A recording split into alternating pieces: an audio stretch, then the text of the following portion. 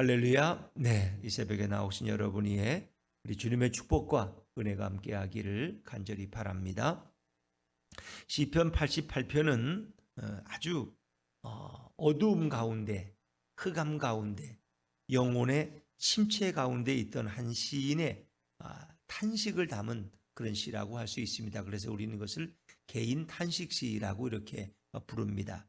또 이 시의 내용을 보면은 깊은 웅덩이에 던져진, 죽음의 자리에 던져져서 갇혀서 나올 수 없는 이제 그런 상황으로 보면은 시편 22편의 메시아의 시와도 많은 연관이 있는 시로 그렇게 우리가 볼 수 있습니다. 예수님이 십자가에 달려 못 박혀 죽으시고, 그리고 그가 숨을 거두셨을 때 3일 동안 깊은 음부에 던져지셨을 때, 그때 그 죽음의 자리에서 울부짖고 부르짖는, 그리고 하나님 앞에 하소연하는 어떤 메시아의 기도, 이런 면에서도 굉장히 많은 연관성이 있는 시입니다. 하여튼 이 시인은 우리 인간이 상상할 수 있는 가장 참혹한 자리에, 가장 고통스러운 밤에 떨어진 그런 자입니다. 근데 우리가 사실 이제 믿음의 사람들을 보면은 이런 영혼의 깊은 밤을 다 경험한 이들이 많죠. 다윗 그러하고 요셉도 그러하고 다니엘도 그렇고 뭐 야곱도 그렇고, 다 죽음의 자리에, 죽음과 진배 없는 그런 자리에 던져졌던 영혼의 어두운 터널을 경험한 이들이 되게 많이 있습니다. 마치 예수님이 음부에 떨어졌다가 3일 만에 부활하심으로 우리의 영원한 승리의 주가 되신 것처럼, 되게 믿음의 사람들도 이런 욥과 같이 거의 죽은 것과 방불한 그런 터널에 던져졌다가 다시 건짐받는 이런 경험들을 그들이 다 가지고 있죠. 근데 이 시에서 더 놀라운 것은 이 고난을 주시는 분이 누구냐? 바로 하나님이라. 이 고난의 터널 속으로 깊은 영혼의 이 침체의 밤으로 우리를 밀어넣는 분이 누구냐? 바로 하나님이라는. 하나님이 사랑하는 백성들을 왜 이렇게 고난 속으로 밀어넣으실까? 여러 가지 우리가 이제 이유를 생각할 수 있겠죠. 근데 이 시인은 이 고난 속에서도 그가 포기하지 않습니다.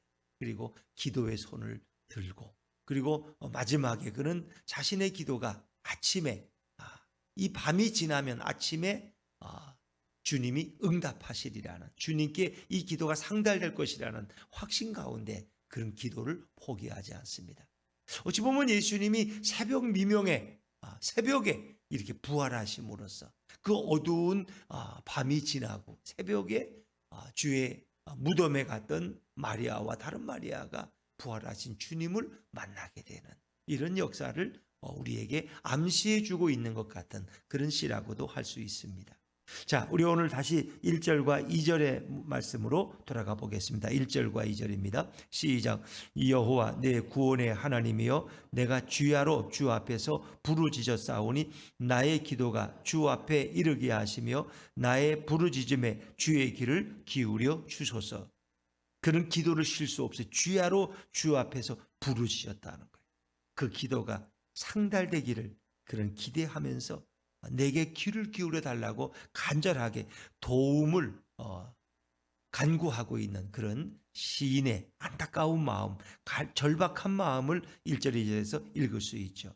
근데 이제 3절부터 5절은 이 시인이 처한 상황을 우리에게 설명하는데, 대개 이 용어들은 대개 다 어두운 용어고 부정적인 용어고 고통스러운 용어예요. 자, 우리 한번 3절, 4절, 5절 말씀을 천천히 이 시인이 어떤 상황에 있는가 하는 걸 생각하면서 한번 읽어보시죠. 시작. 물은 나의 영혼에는 재난이 가득하며 나의 생명은 스올에 가까워 싸우니 나는 무덤에 내려가는 자같이 인정되고 힘없는 용사와 같으며 죽은 자 중에 던져진 바 되었으며 죽임을 당하여 무덤에 누운 자 같으니이다. 주께서 그들을 다시 기억하지 아니하시니 그들은 주의 손에서 끊어진 자니이다. 마치 주의 손에서 끊어진, 잊혀진 영혼, 무덤에 누워있는 자, 이제 스올, 스올이라는 음부거든요. 무덤, 죽은 자들이 가는 곳, 생명이 없는 곳, 죽은 자 중에 던져진 바, 그 옆에는 시신들이 가득 찬 이런 곳에 내가 던져진다면 나도 죽은 자와 다른 차이가 없는 거죠. 시인의 경험한 상황은 바로 이런 상황이다. 이런 상황. 이제 이 시인이 당한 상황은 또 15절부터 18절까지도 또 이런 말씀이 또 한번 반복되어집니다. 그가 흑암 가운데, 무덤 가운데 던져진 그런 시인의 모습. 자, 그런데 더 답답한 것은 이 모든 고난을 주신 이 음침한 웅덩이 같은 곳에, 이 침침한 곳에 나를 던지신 분이 바로 우리 하나님이시라는 거죠. 자, 우리 6절, 7절, 8절 말씀, 6절, 7절, 8절을 한번 읽어보시죠. 시작. 주께서 나를 깊은 웅덩이와 어둡고 음침한 곳에 두셨사오며 주의 노가 나를 심히 누르시고 주의 모든 파도가 나를 괴롭게 하셨나이다. 셀라. 주께서 내가 아는 자를 내게서 멀리 떠나게 하시고 나를 그들에게 가증한 것이 되게 하셨사오니 나는 갇혀서 나갈 수 없게 되었나이다. 그건 갇혀 있는 상황. 내가 스스로 나갈 수 없는. 근데 그렇게 나를 그 웅덩이에 던지신 분이 바로 주께서, 6절에 주께서 나를 깊은 웅덩이에 던지시고 어둡고 음침한 곳, 그것을 스올이라고, 죽은 자들이 있는 곳. 7절에 주의 노가, 주의 진노가 나를 심히 누르시고 주의 모든 파도가 나를 괴롭게 하셨네. 그렇죠? 또 8절에 보니까 내가 아는 자를 내게서 멀리 떠나게 하시네. 그러니까 내가 어려움 당할 때 나를 도와줄 내 친척이나 내 가장 가까운 친구들이 다 나를 떠났어. 나를 떠났어. 그들이 나를 떠날 때 그 외로움은 이루 말할 수 없죠. 어찌 보면 우리 예수님도 그 가룟 유다가 예수님을 배신하고 팔아먹고 떠나고, 또 베드로가 예수님을 부인하고 또 떠나고, 뭐 이런 그 예수님이 마치 제자들에게서 배신당하는 것 같은 이런 그런 뉘앙스도 우리에게 주고 있죠. 그리고 사람들에게 가증한 것이 되기, 역겨운 것이, 그 십자가에 달리신 예수님의 모습은 아름다워요, 참혹해요?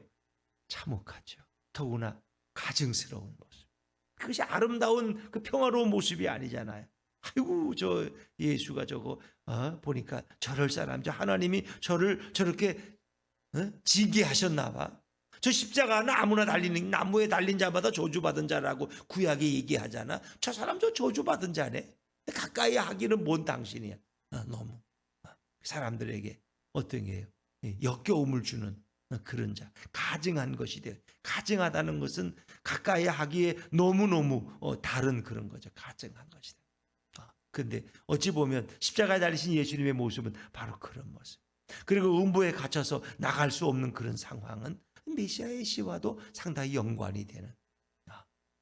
그래서 이 고통을 주신 분이 바로 하나님이라면 우리는 그 고난을 어떻게 받아들일 수 있을까? 왜 하나님은 나를 이 고난의 깊은 터널 속에 던져 넣으셨을까? 너무너무 안타까운 거죠. 그래서 이 시인은 너무 답답해. 내가 지금 이 자리에서 하나님을 찬양할 수 있습니까? 내가 할 수 있는 게 아무것도 없어. 이 죽음의 자리에서는.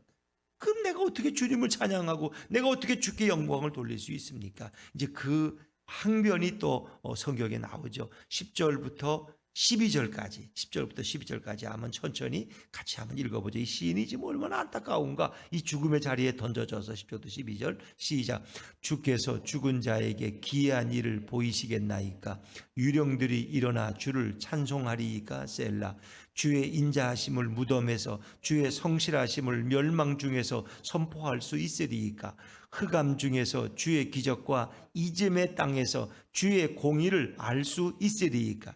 그는 지금 10절 흑암 중에 있고, 그는 이즘의 땅, 잊혀지는 땅에 아무도 기억해 주지 않아. 음부에 떨어진 사람을 누가 기억을 하겠어요? 거기서 어떻게 주의 공의로움을, 내가 죄가 없는데 내가 왜 이 음부에 떨어졌어? 어떻게 주의 공의를, 정의를, 하나님은 공의로우시다는 걸 어떻게 내가 알 수 있겠습니까? 그리고 주의 인자하심과 주의 성실하심을 내가 무덤에서 어떻게 선포할 수 있겠어요? 어찌 보면 무덤에 떨어진 사람은 어떻게 하나님의 성실과 인자하심을, 하나님의 사랑이 많으심을 말할 수가 없어. 그래서 이런 것들은 음부에 떨어진 우리 예수님이 3일 동안 하나님 앞에서 어떤 기도를 드렸는가 하는 것을 또 생각하게 하는 부분이기도 합니다. 그리고 10절에도 보니까 후반절에 유령들이 일어나 주를 찬송하리까? 유령들이, 그래서 옛날 성에 유혼이라고 나오는데 유령이 어떻게 하나님을 찬양할 수 있게? 자신은 지금 음부에 떨어져서 죽은 자와 방불 없는 한데 이런 거죠. 어쨌든 이런 여러 가지 상황 속에서 우리가 알 수 있는 것은 그는 하나님이 그를 고난 속에 던져놨고, 그는 여기서 하나님을 찬양하기를 원하지만 하나님을 찬양할 수 없는 안타까움, 그리고 거의 죽음에 던져진 자와 같은 그 영혼의 깊은 밤, 깊은 침체 가운데서 그는 하나님 앞에 부르짖고 있다는 것입니다. 종종 우리는 왜 하나님이 이런 고난을 주실까 하고 생각할 수 있죠. 어찌 보면 우리 욥 기서를 통해서도 결국은 욥이 하나님의 그 섭리를 깨닫고 그가 더 굳센 믿음의 사람으로 연단되어서 다시 회복되는 것을 우리가 볼 수 있죠. 하나님이 왜 우리에게 고난을 주실까? 사랑하시기 때문에 고난을 주시지 않겠어요? 하나님은 사랑하는 자를 징계하신다 그랬어요. 내게 만약에 징계가 없으면 사생자요 참 아들이 아니다. 이 고난을 통해서 하나님은 뭔가 우리에게 유익을 주시기 원하신다면, 더구나 그 고난을 허락하신 분이 주님이시라면 우리는 그 고난 앞에서도 절대로 낙심하거나 절망하거나 포기해서는 안 될 거예요. 왜? 그 고난을 주시는 하나님의 깊은 뜻이 우리의 영혼의 유익을 위한 주님의 계획이 있지 않겠습니까? 그게 이제 이렇게 로마서에도 보면 그렇고, 내가 너희에게 가기를 몇 번이나 이렇게 가려고 했지만 내가 로마에 갈 수가 없다. 바울이 그런. 그러니까 왜 바울이 로마에 가려고 하는 것은 복음을 전하러 가는데, 물론 마지막엔 이제 죄수가 돼서 배를 타고 가는데 여러 번 로마에 가기를 원했어요. 그들에게 가서 복음을 전하기를 원했는데 여러 길이 막혔어. 하나님이 그의 길을 막혔어. 우리가 생각하면, 아니 하나님은 왜 바울이 복음 전하러 간다는데 왜 자꾸 길을 막으실까? 참 이상한 하나님이시네 라고 말할 수 있어요. 근데 바울이 로마에 가지 못했기 때문에 결국 뭐가 탄생됐어요? 너무 어려워요. 로마서가 탄생됐어요. 로마서가. 그 가지 못하기 때문에 가지 못하는 안타까운 그 전하고 싶은 내용을 로마서에 써서 로마 성도들에게 보낸 거예요. 만약 바울이 직접 갔다라면 로마서를 쓸 수가 없죠. 성경 속에서 로마서의 위치는 대단하다는 거 아세요? 그 마치 주옥 같은 그런 성경이 로마서예요.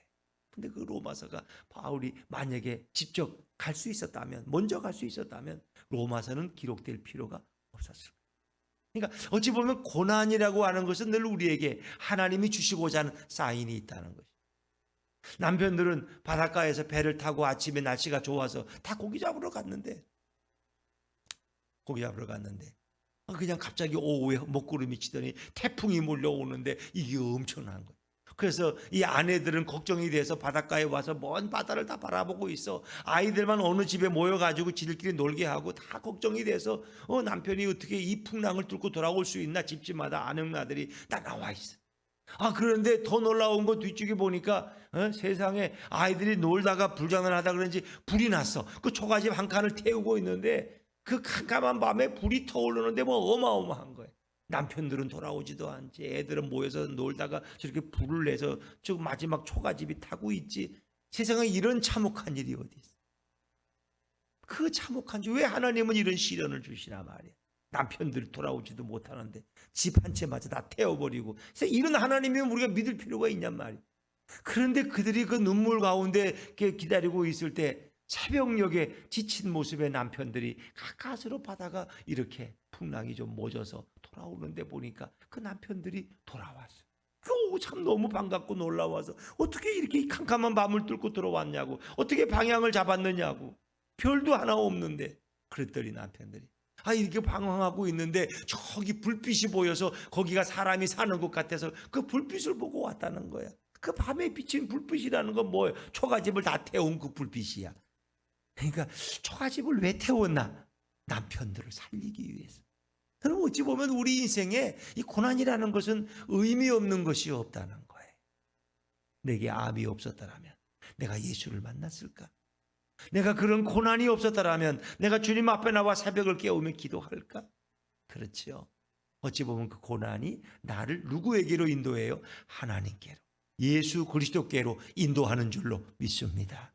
오늘 내게 예수님이 필요한 것은, 내게 아픔이 있고 고난이 있고 내게 말할 수 없는 이런 인생의 짐이 있기 때문에 내가 예수님 앞에 나오지 않을 수가 없다. 예수님을 찾지 않을 수가 없는 거예요.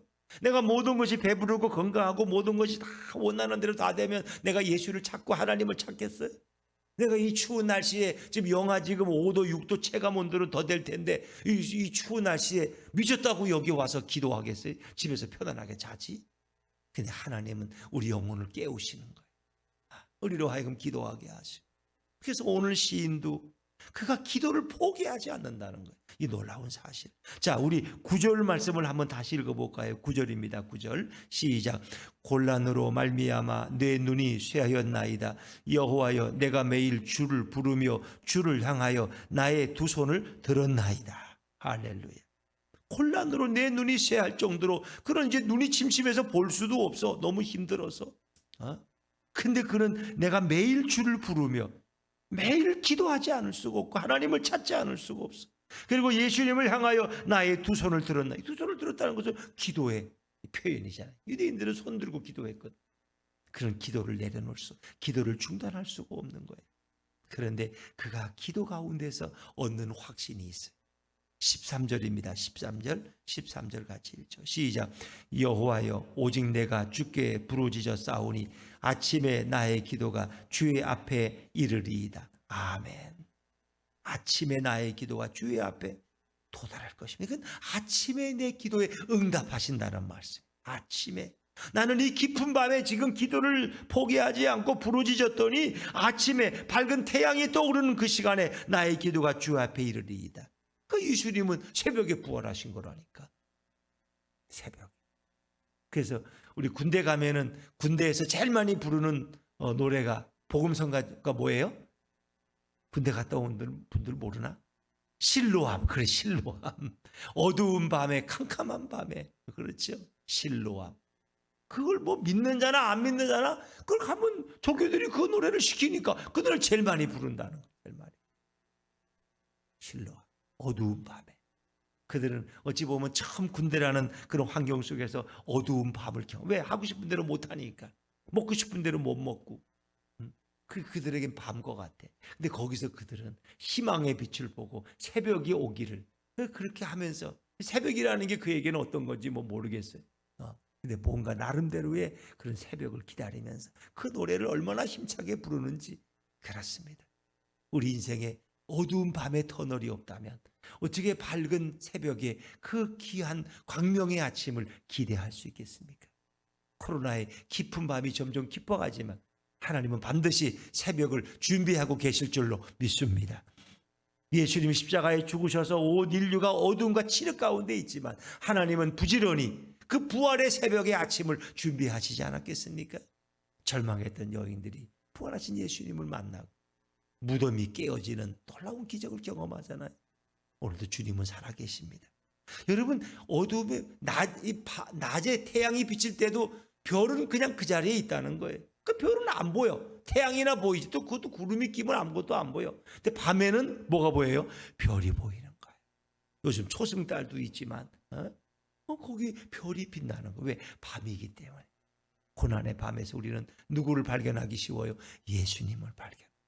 왜? 우리와 같은 고난을 이미 그분은 다 체휼하셨기 때문에 우리의 아픔과 고난을 너무나 잘 아시는 예수님, 우리를 밝은 빛으로 인도해 주시기를 원하신다. 바로 그 예수님을 가장 잘 만날 수 있는 것이 이 고난의 깊은 밤이라는 거예요. 그래서 우리에게는 예수님이 꼭 필요하고, 정말 우리가 어떤 고난의 자리에 있을지라도 예수 그리스도를 발견한다면 우리에겐 소망의 길이 열리는 줄로 믿습니다. 어떤 경우에도 주님은 우리에게 길을 만들어 주시고, 어떤 경우에도 우리에게 희망을 선물하시고, 우리 인생을 온전히 회복시킬 수 있는 분은 바로 예수 그리스도, 그분밖에 없는 줄로 믿습니다. 고난의 밤에도 예수님 한 분만으로 충분합니다. 예수님 때문에 내가 오늘도 행복합니다. 이 고백이 저와 여러분의 고백이 될 수 있기를 주의 이름으로 축원합니다.